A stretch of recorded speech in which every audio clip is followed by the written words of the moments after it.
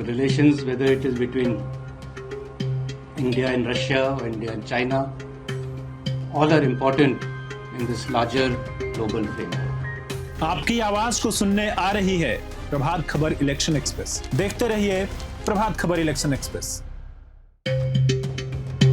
अमेरिकी राष्ट्रपति Donald Trump के टैरिफ वॉर ने दुनिया का समीकरण बिल्कुल बदल दिया है। एक तरफ अमेरिका ने रूस से कच्चा तेल खरीदने की वजह से भारत पर भारी भरकम टैरिफ लगा दिया, लेकिन रूस से सबसे ज्यादा तेल खरीद रहे चीन पर वह चुप्पी साधे हुए है। इस बीच अब चीन ने अमेरिका को आड़े हाथों ले लिया है।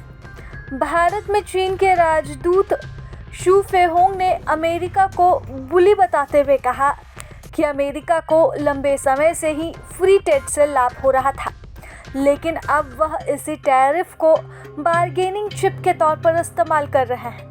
उन्होंने सीधे कहा कि अमेरिका ने भारत पर 50% तक टैरिफ लगाया है और चीन इसका पुरजोर विरोध करता है।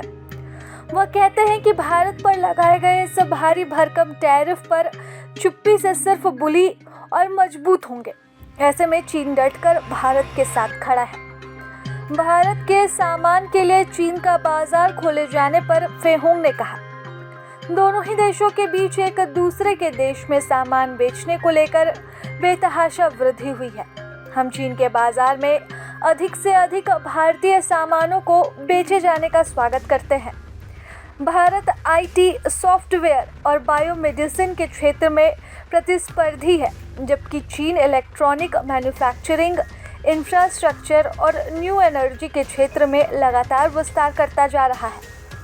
वह कहते हैं कि हम चाहते हैं भारत के कारोबारी चीन में अधिक से अधिक निवेश करें। साथ ही चीन के कारोबारियों को भी भारत में निवेश के लिए अच्छा परिवेश मिले। आपको बता दें कि अमेरिकी राष्ट्रपति ट्रंप ने भारत पर 25% का टैरिफ लगाया था, लेकिन यूक्रेन युद्ध के बाद से रूस से सस्ते दाम पर लगातार कच्चा तेल खरीदने की वजह से ट्रंप ने भारत पर अतिरिक्त 25% का टैरिफ लगा दिया, जिसके बाद भारत पर कुल अमेरिकी टैरिफ बढ़कर अब 50% हो गया है। इसका विरोध भारत ने तो किया ही है, लेकिन अब भारत के पड़ोसी देश चाइना ने भी इसका पुरजोर विरोध किया है और अमेरिका को आईना दिखाते हुए साफ कह दिया है कि चुप्पी साधे रहने से कुछ नहीं होगा।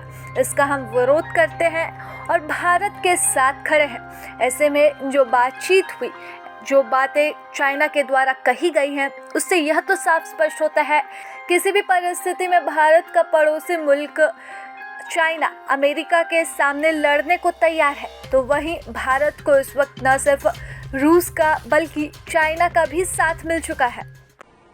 So relations, whether it is between India and Russia or India and China, all are important in this larger global framework. So I'm very happy that we are moving forward on discussing the boundary question once again.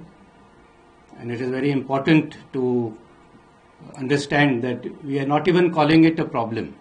We are calling it a boundary question. And it is a boundary, not a border. Because when it is a boundary, it is open to negotiation. It is still a conceptual line where a certain amount of give and take is possible. And I feel that the 2005 agreement contains within it the framework that can be built upon to move ahead and solve it. प्रभातखबर.com, विश्वास वही, रफ्तार नहीं।